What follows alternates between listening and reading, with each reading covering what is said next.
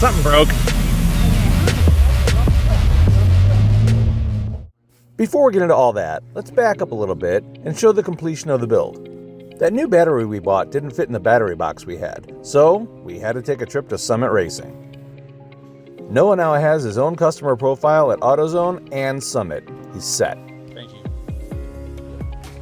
It's official. First Summit purchase. Battery box. So what do you want to tackle first? We could make the pattern for the back window and cut that. We could install the battery box. We could move the fire suppression bottle. We got a few different things we could do. What do you want to do? Probably change batteries. Battery box? Okay. And we've got the back tires and we've got the handbrake. So we got all kinds of different stuff we can do. I brought everything home, so it's here so we can pick away at it over the next couple weeks.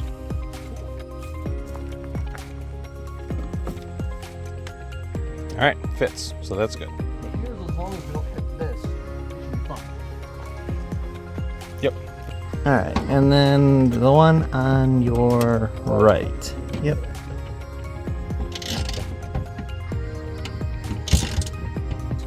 All right, so it's got a strap. Okay, so this like straps to the bottom of the box. Yep. Here's a little picture.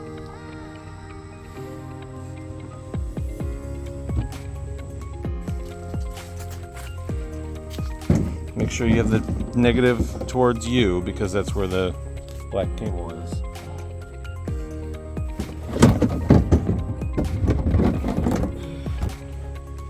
Yep, negative, positive. All right, cool.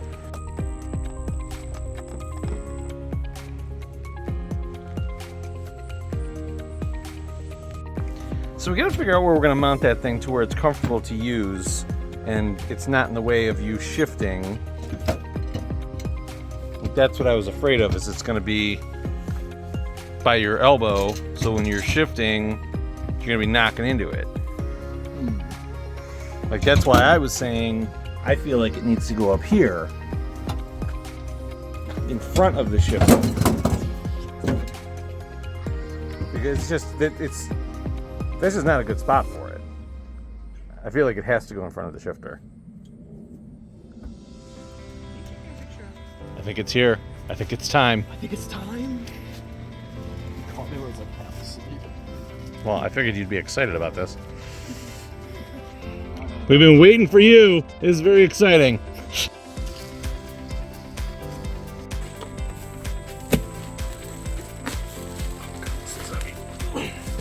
You just carried it from the street. From this angle. It didn't get any heavier. The passenger seat was Noah's first real big purchase for the car, and it was pretty exciting. Earlier in the week, we received another package, and I thought it was the seat, but it was actually the polycarbonate that I'd ordered for the windows. It's that flexible. It's important to be precise in this situation.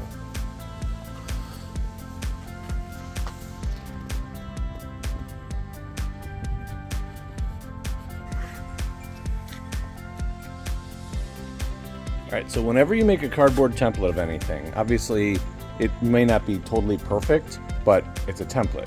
So obviously we know that this down here is pretty much where we're gonna want it to be to sit in the channel. So even though we made marks on the inside around it, we know that this one shouldn't move much. We've got these edges here where obviously we need to add. So what I do in these, I measure what needs to be added. So we're gonna call that 1 3/8. And then right here, I'll put +1 3/8. And then where it goes to 0, we make a line. That way when we have this sitting on our sheet, we know that from this line, we're gonna add 1 3/8 and connect them. So that's the easiest way to do it on a situation like this. Like I was saying, on the inside you traced around this, so we're gonna add probably 1/2 inch. Yeah, we're gonna add about 1/2 inch to that line all the way across, all the way around, and then it should get us pretty close. Okay.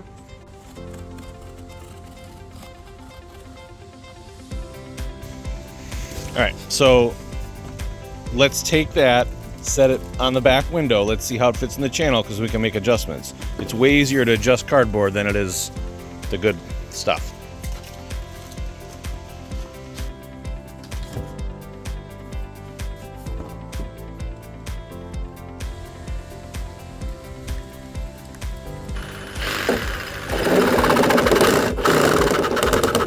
See how it's grabbing? That's if you go a little bit faster, it won't do that. But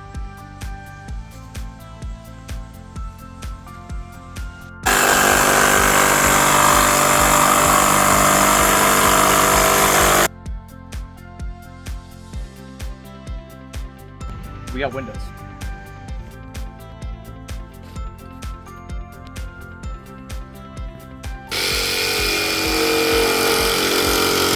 how is it? It's good, but we have to I'd have to take off a little bit more here.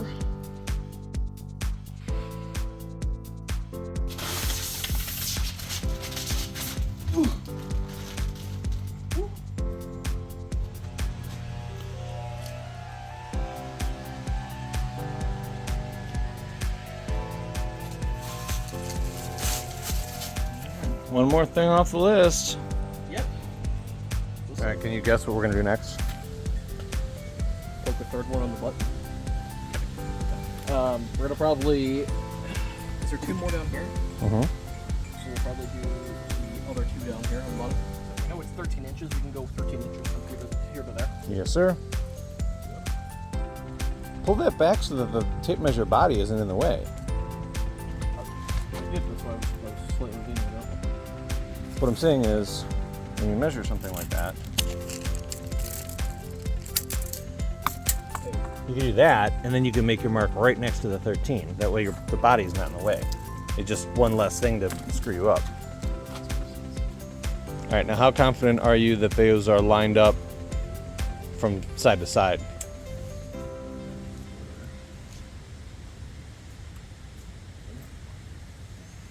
It's about a 1/4 inch, give or take, between the 2 of them. But that's not what I'm asking. What I'm asking is, that's a square, right? Those holes are drilled in the bottom of that seat. They have to be a square to each other. Mm-hmm. So you only measured down from here to here. What about a side to side? You see what I'm saying? Like, if you measure from here down to this hole, but it's not in line, it doesn't matter if this distance is right. If this distance, the distance from here to here is different than the distance from here to here on the hole. You see what I'm saying? You understand? I think.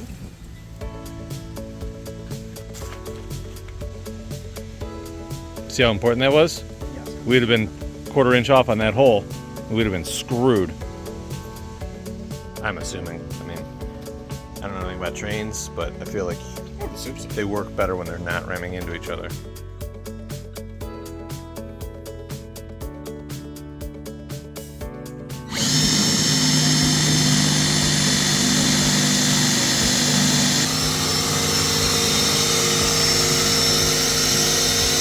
What do you think? It's kind of good because it's also stuck between these 2 parts, but the thing is it's not touching the floor. Correct. And we need to bolt it to the floor. So do we have to make it thinner? Well, but it's almost as thin as it can be because of where the seat holes are. Alright, give me a second.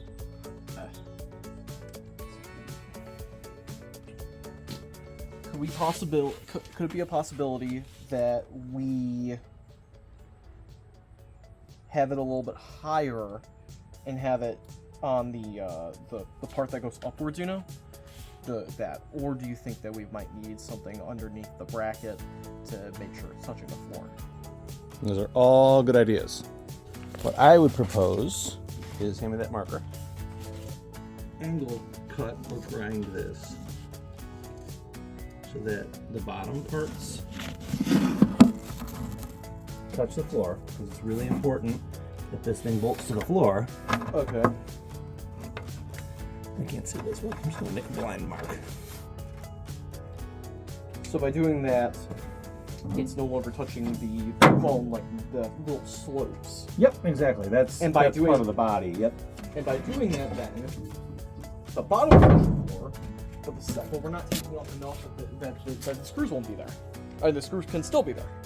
Correct. Cool. All right, we should have a seat bracket.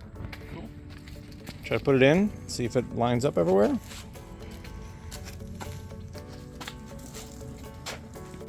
How is it? It fits like a beauty. It is. Yeah? It is like in perfect spot for that. Nice job on the angles. Awesome. Cool. All right, so we can mark those, and then we'll know where to drill the holes.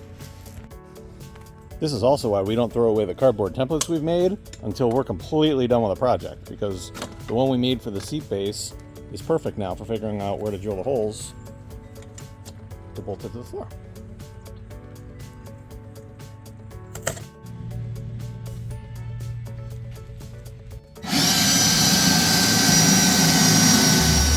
Noah had to leave for a little while, and it's really hard to resist having a race car sitting in the driveway. I mean, I had to make sure that the crank sensor didn't screw up again, right?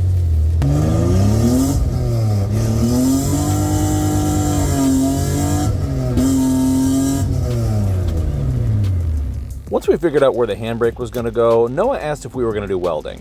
Now, I'm not a great welder, and I'm certainly not a great welding teacher. But he was really excited, and it's a cool experience and something to learn and get better at over the years. Now that the handbrake was more or less mounted, we could work on getting the brake lines run to it. I bought this thing off of Amazon, and there was an option for a reservoir, and I figured it was its own little master cylinder. How hard could this be? Careful. Fills or? About 3/4 of the way. All right, now pump that handle. Turns out, it was very hard.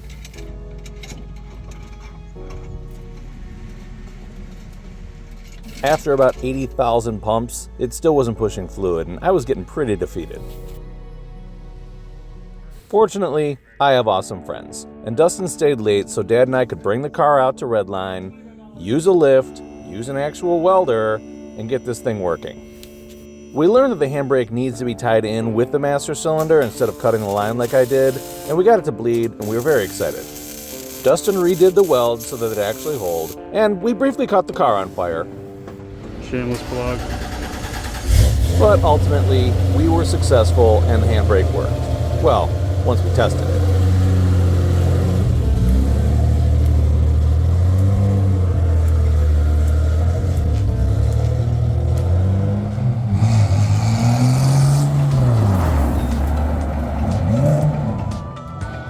So, after purchasing this thing in May, working on it all summer, we were ready to hit our goal of getting to at least one drift event before the season was over.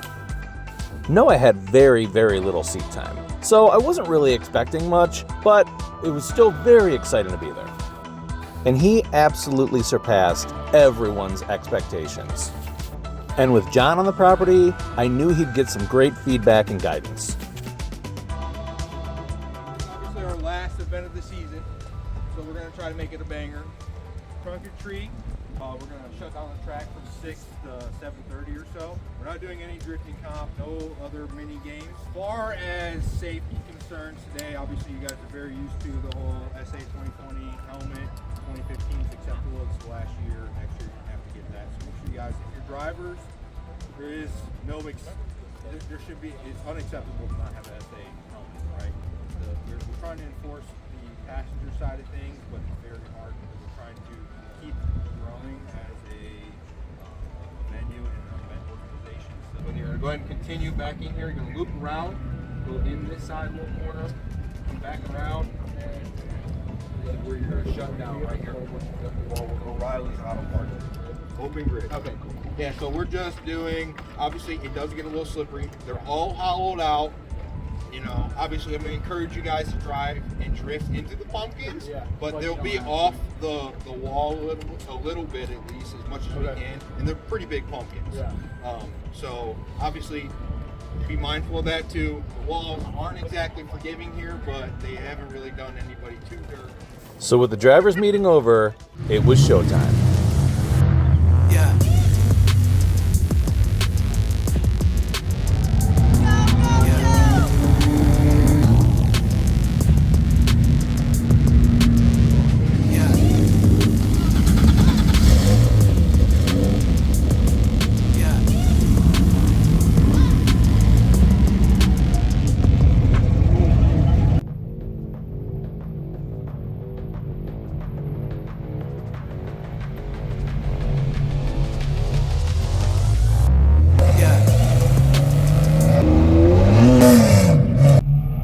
Joe started off way too in love with the handbrake, but you'll see as the weekend progressed, he got really, really good.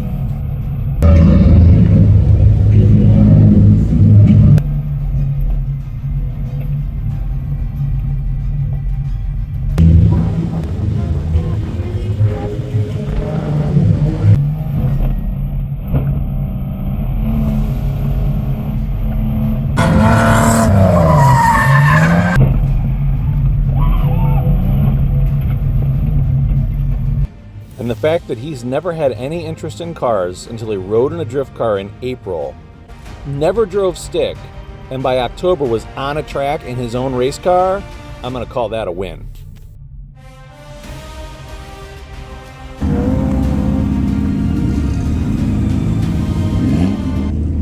No, yeah, you don't want to let off that gas. Oh, yeah. Oh, yeah, when you're using the handbrake and you're trying to drift, keep that pedal to the floor. Oh, wait, what? No. You pull it, and you'll feel the ass end lock up, and then you can let go while you're still in the gas. So, like, push that gas pedal to the floor.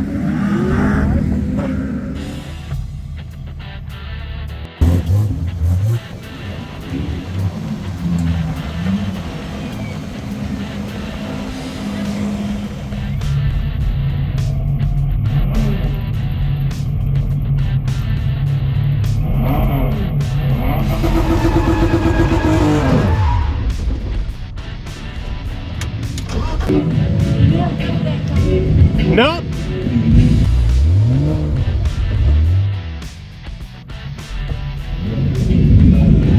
You think he's gonna miss Daisy it the rest of the time?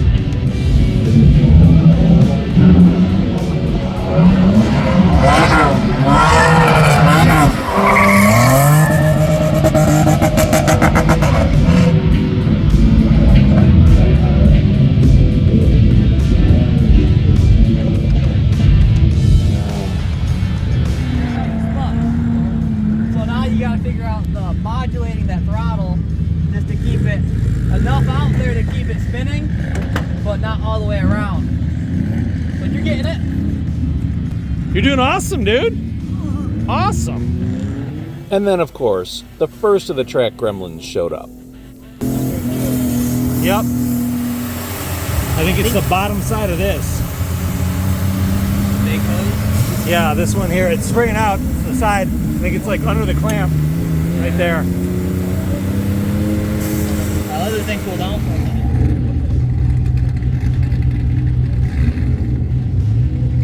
Easy fix. Let's get back at it.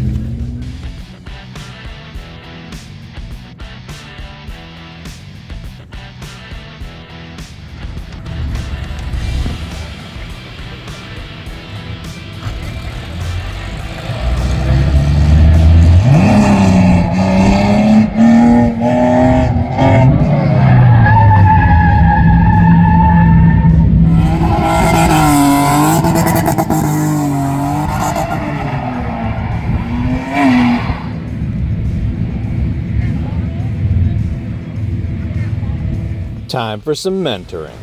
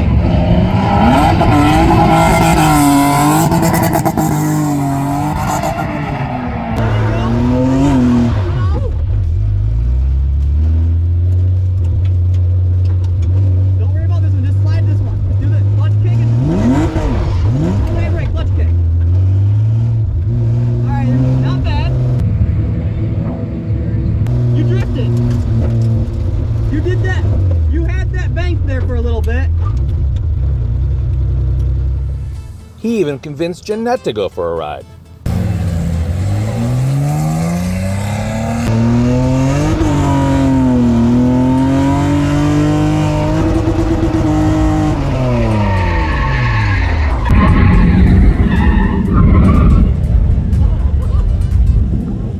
John always impresses me with how good of a driver he is, and I really wanted him to drive Noah's car so that we could see what that car was capable of as it sits.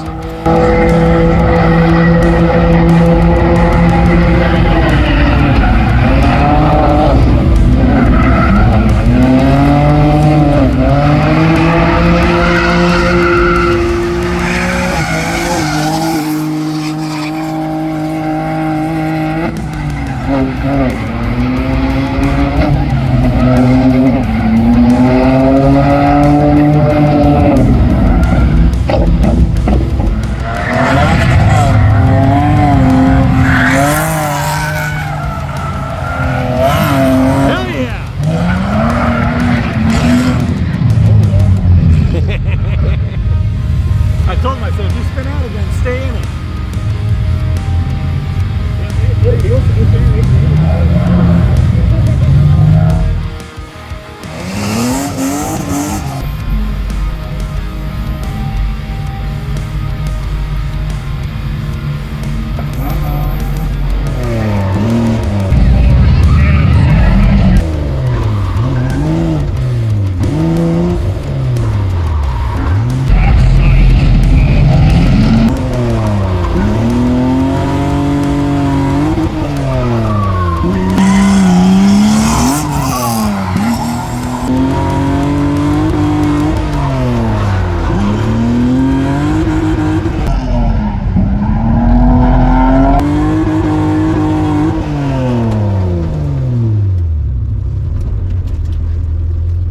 I made my own track.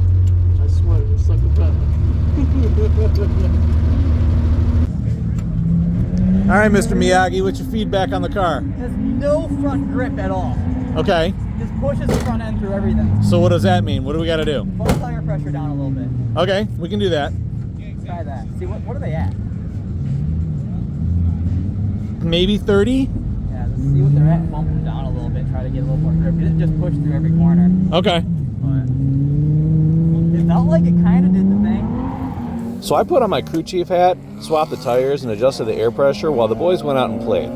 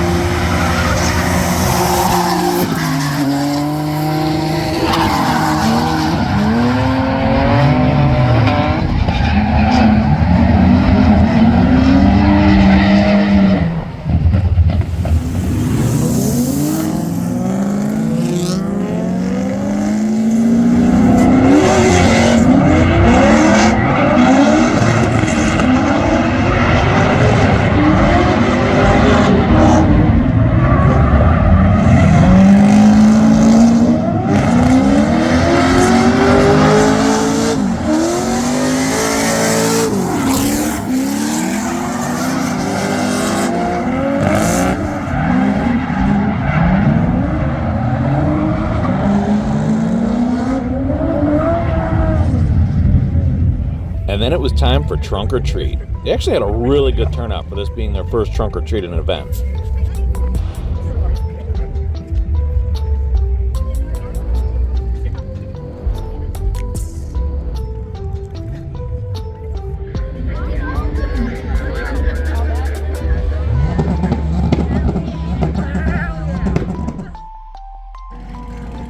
Noah was psyched to make another pass with the tires swapped, but it just wasn't in the cards. Car won't start. Whoa, there we go. Okay. I figured whatever the problem was, I could fix it in the morning, but now it was time for pumpkin smashing. John wasn't happy with only hitting 2 pumpkins, and he came up with a more aggressive plan to get more.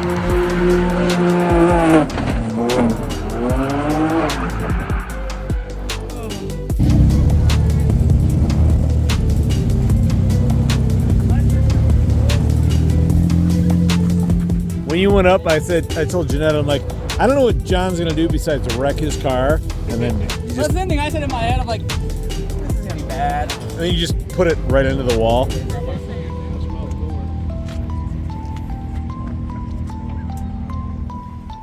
This being a 2-day event was really nice because it gave me a chance to spend the night, get up in the morning and figure out what was wrong with this car.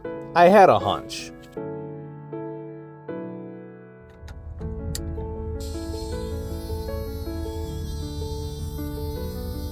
Squeal, you pig. Fucking relays. No relay, no cry. So after a quick trip to AutoZone, I have this thing all fixed up.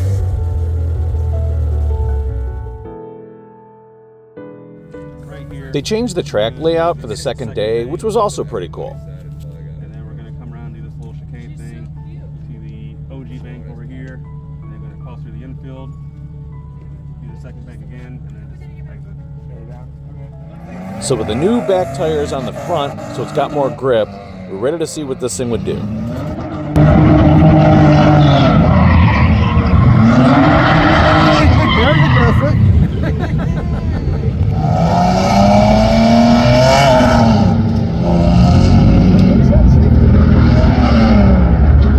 That was good. Nice recovery.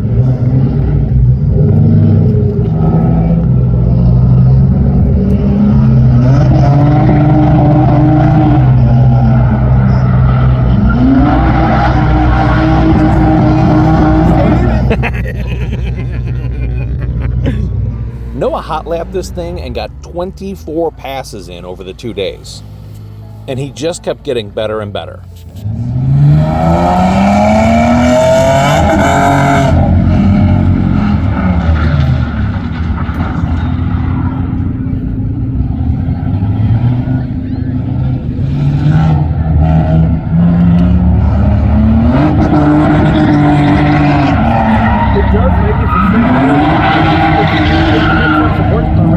That car likes it really likes it. Now it was time for Noah to take Grandpa for a ride.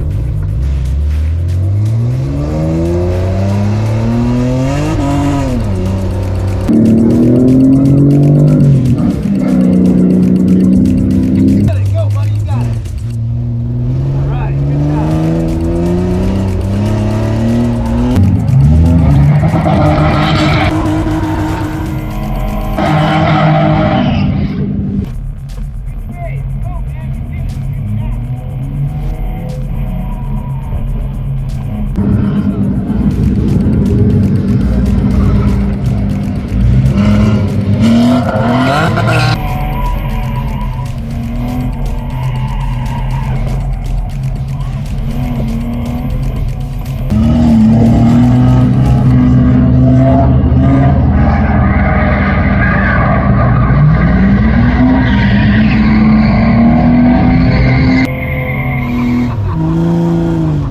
That's a fucking job, man. You killed it. You killed it. Unbelievable. Good driving. Fuck, that was good. Good job. Awesome. Good saves, good goes. Awesome.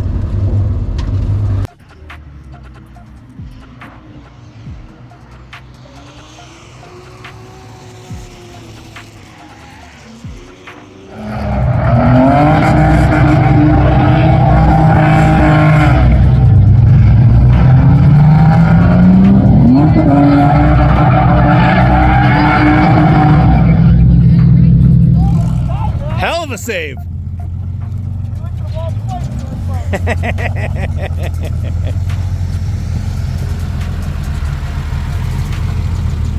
Good job, man. Is it fun? I actually moved it down to fourth and I could tell. It's good though. And then it was my turn.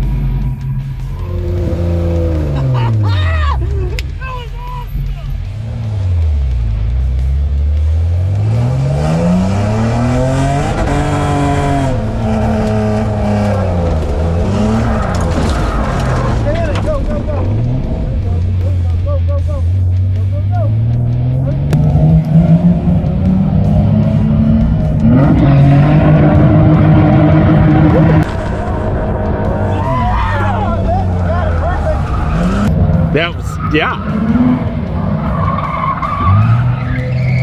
Ride it out, ride it out, ride it out. There you go. There you go. Perfect. Go.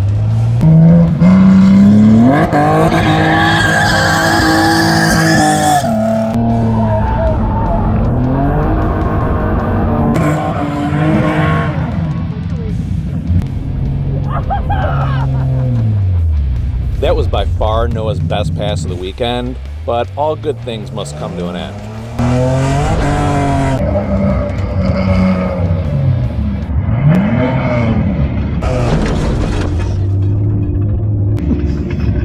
Oh, we dropped something.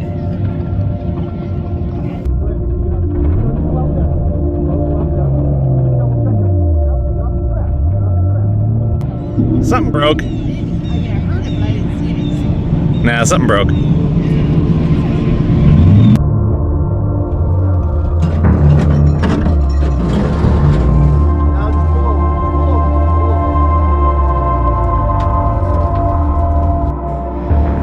That's racing. He cut that first corner a little too sharp and destroyed the oil pan. Luckily, we have another one at home, and this was the end of the season. We're going to take the car apart, get it ready for the Piston Power Show, and it'll be out even better in the spring. It was a great weekend.